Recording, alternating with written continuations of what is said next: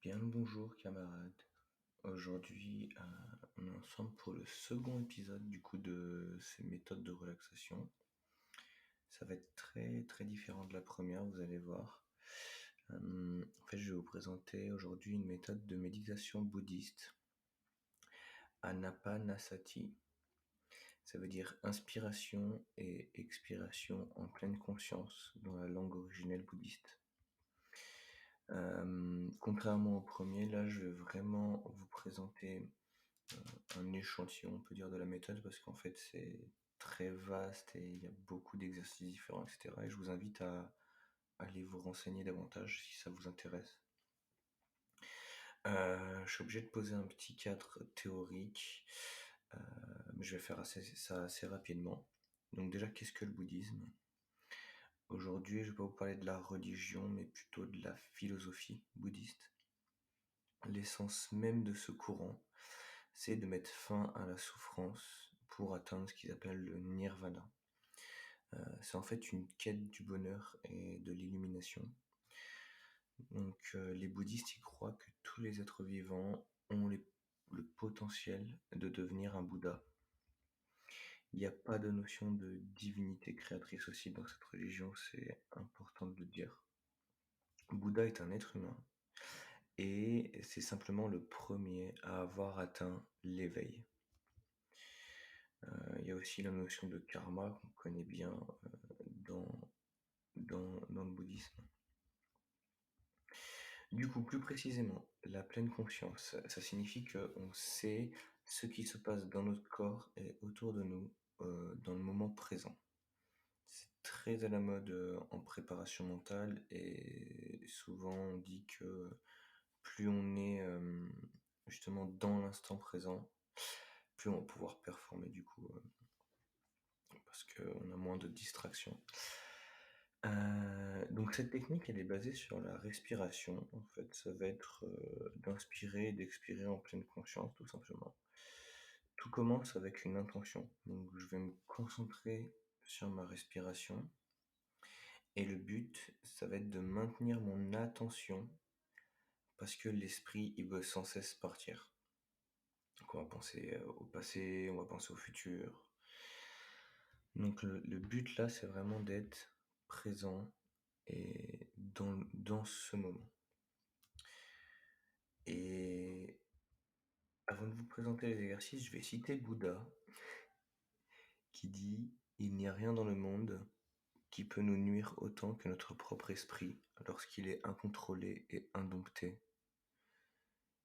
Rien ne peut plus nous aider au monde que notre propre esprit lorsqu'il est contrôlé et dompté. Et ce contrôle, il se fait pas avec la force, mais il se fait avec la patience. Donc on est présent et patient. Du coup, je vais commencer, je vais vous présenter différents exercices. À chaque fois, je vous donne les consignes, puis je vous laisse quelques minutes pour pratiquer. Du coup, le premier exercice, on peut le pratiquer très longtemps. En fait, c'est ça, c'est que moi je vous donne et on va le faire rapidement. Mais eux, ils disent par exemple que rien que le premier exercice, on peut le faire 30 minutes. Donc, moi, le but, c'est de vous faire découvrir un peu ça. Et après, si vous avez envie de pratiquer ou même de devenir un Bouddha, libre à vous. Je vous laisse faire. Du coup, le premier exercice, c'est simplement d'inspirer et d'expirer en étant conscient. C'est-à-dire que j'inspire et je suis conscient que j'inspire. Je pense qu'à ça, à mon inspiration. J'expire et je suis conscient que j'expire. Simplement, si je sens que mon esprit part, je juge pas, je souris et je le ramène tranquillement à ma respiration. C'est parti.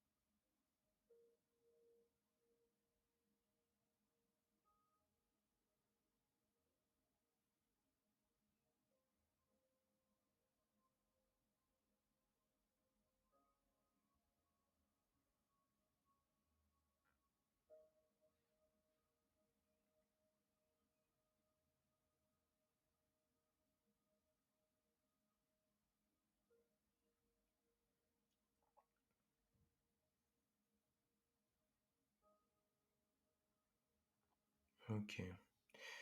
Alors, le second exercice, ça va être j'inspire et j'expire et je suis conscient de la qualité de ma respiration. Est-ce qu'elle est plutôt longue, profonde, régulière, ou plutôt courte, superficielle, bruyante? Mais je cherche pas à modifier. Simplement, je viens constater la qualité de ma respiration. C'est parti.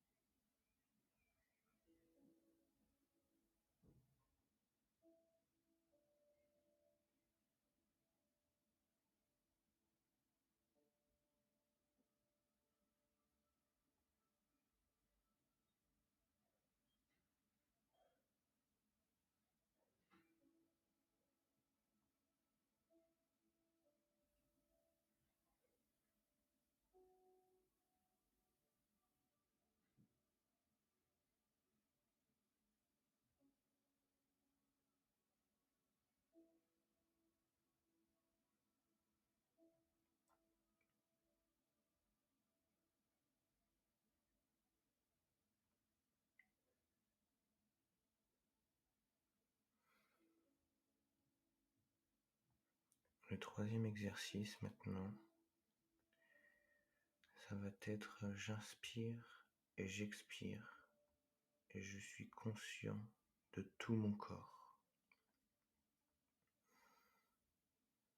C'est-à-dire je pense qu'à mon corps, j'observe mon corps, j'en prends l'entière conscience. C'est parti.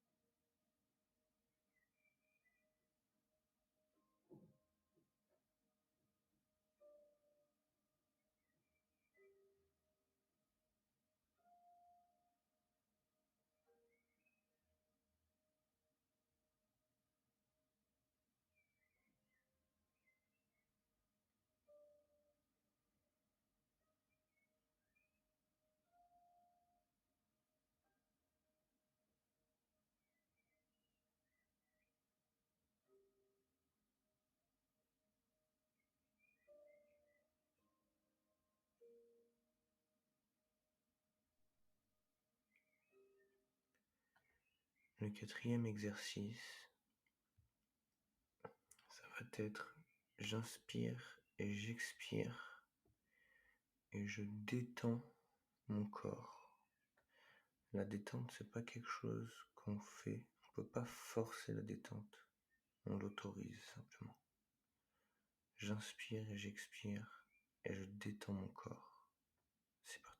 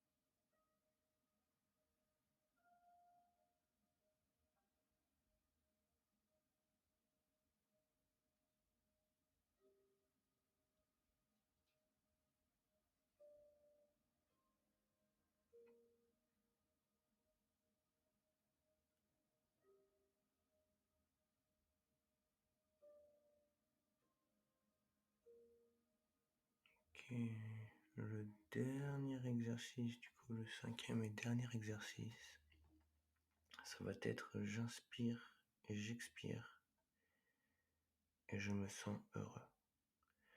C'est j'inspire et je me sens heureux et j'expire et je me sens heureux. Il peut y avoir un léger sourire qui se dessine sur vos visages. Ça peut aider, mais un sourire très très très léger. Un sourire tellement léger que il est à peine perceptible par les autres. C'est parti.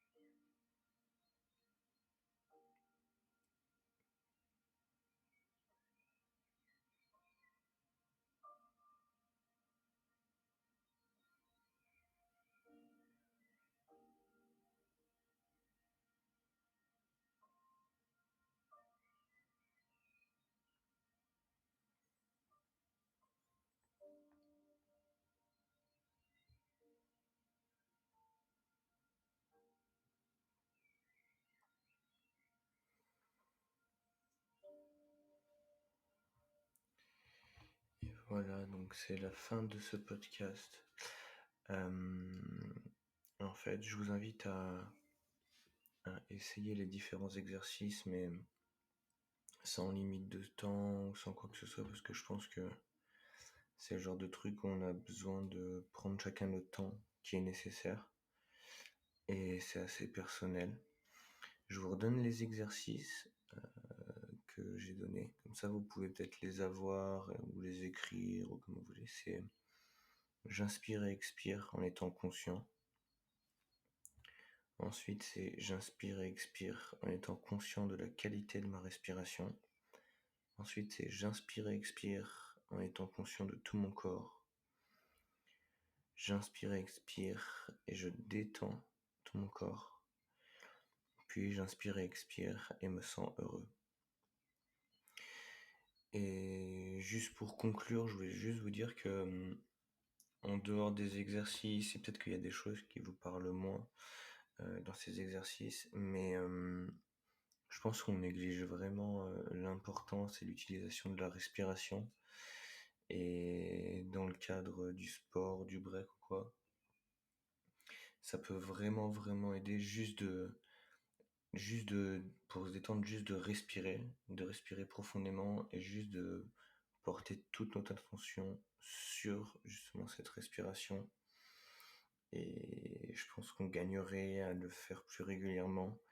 Et à mon avis, ça peut être quelque chose qui paraît très simple, mais je pense que ça peut beaucoup beaucoup aider et beaucoup vous apporter. Donc je vous invite à essayer dans un contexte de stress, mais ça peut être même la veille d'une compétition si vous avez du mal à dormir, ou même en fait dans la vie de tous les jours, la veille d'un truc important, et vous y pensez, ça vous empêche de dormir, bah boum, je me focus à fond sur ma respiration, et je pense que ça peut bien vous aider. Je vous fais des gros bisous, on se voit bientôt les potos.